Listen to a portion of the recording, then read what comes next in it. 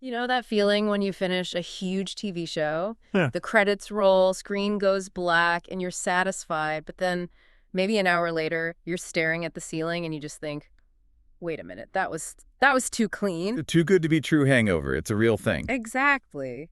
We all know how Stranger Things ended. We got the official story. The good guys won. But today, we're doing something different. We're asking, what if the coin just landed on the other side?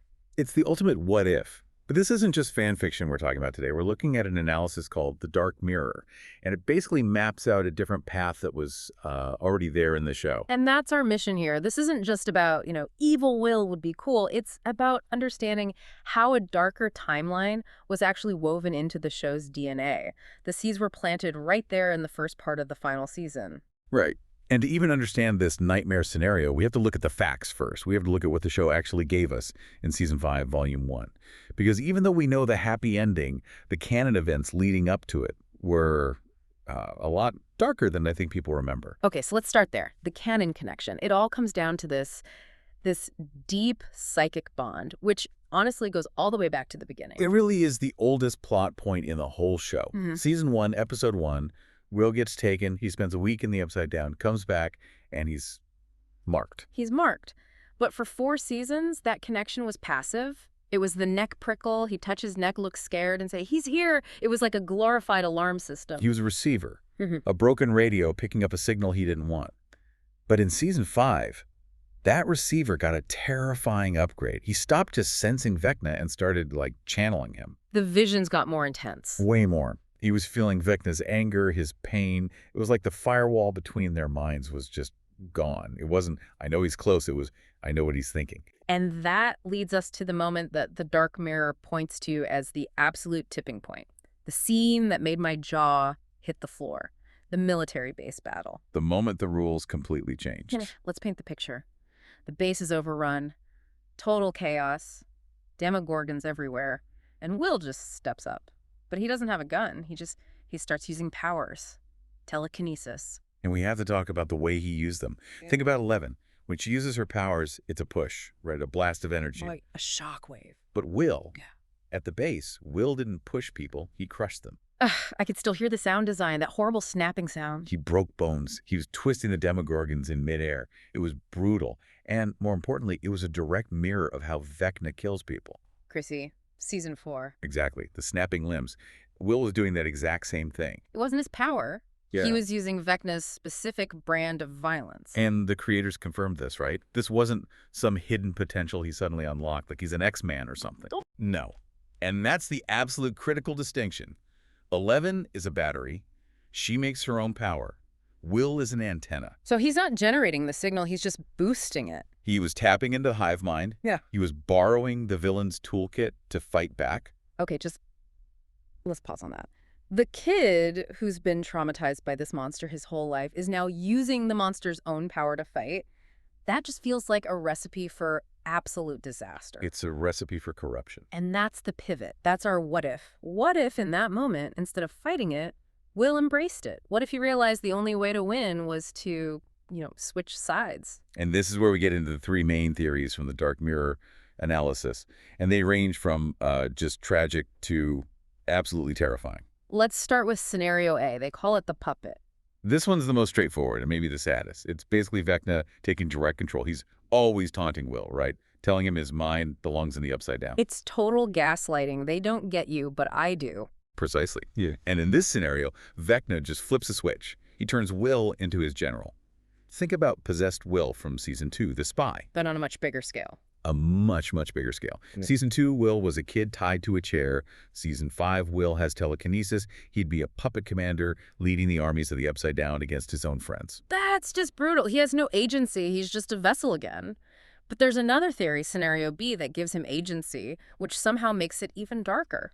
The successor. Tell me about that. Okay, so you have to remember the Dungeons & Dragons lore.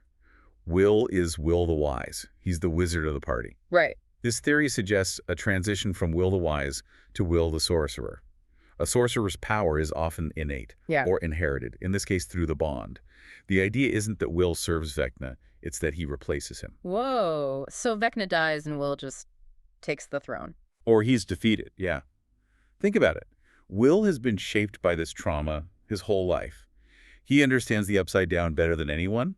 So in this what if, he decides it needs a ruler to control it, and he's the only one who can do the job. That is some serious live long enough to see yourself become the villain stuff. But his motivation is, in a twisted way, heroic. He's not doing it to be evil. He thinks he has to take control of the hive mind to keep it from hurting anyone else ever again. He becomes the jailer of the Upside Down. And becomes the new monster his friends have to fight, which leads right into the third idea, right? Scenario C, about the cords. Wearing the cords. Right. So the story we got was all about cutting the cord, severing the connection to save Will. Unplugging him. Yeah. But this theory asks, what if you can't cut it? What if the only way to stop the threat is to fully integrate with it? Will chooses to wear the cords. He merges with Vecna. A total integration. He sacrifices not his life, but his humanity to neutralize the threat from within. Oh, that's horrifying. And I mean, you have to think about the strategy here. If Will breaks bad in any of these ways, the good guys are done. It's over. It's completely over, not just because of his power, but because of access. Will is a bridge between the worlds. 11 can close a gate in a wall. You can't close a person. You can't close a person. And what about the emotional toll? Imagine Mike and Dustin and 11. Their whole mission since episode 1 has been save Will. It's their default setting. Now suddenly the mission is fight Will or kill Will. It's no longer us versus the monster. It becomes us versus our best friend. You're fighting the person you love. Does 11 take the shot if Vecna is wearing Will's face? And if she hesitates, they all die. If she doesn't, she kills her brother. It's an impossible lose-lose choice. It's that classic D&D trope you were talking about, the party member who betrays everyone. It is. And the Duffer Brothers love their full circle themes. Will starts as the victim, the one who was acted upon.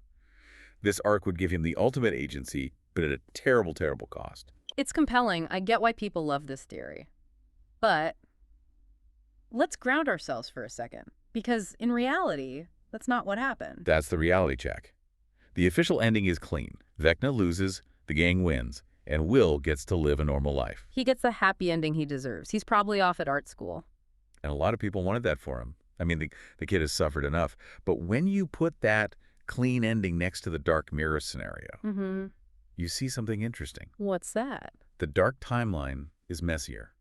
It suggests that trauma, it doesn't just vanish when you kill the bad guy. It changes you. The happy ending says, the monster is gone, you're safe now. Well, the dark one says, the monster is a part of you now, and you can never go back to who you were.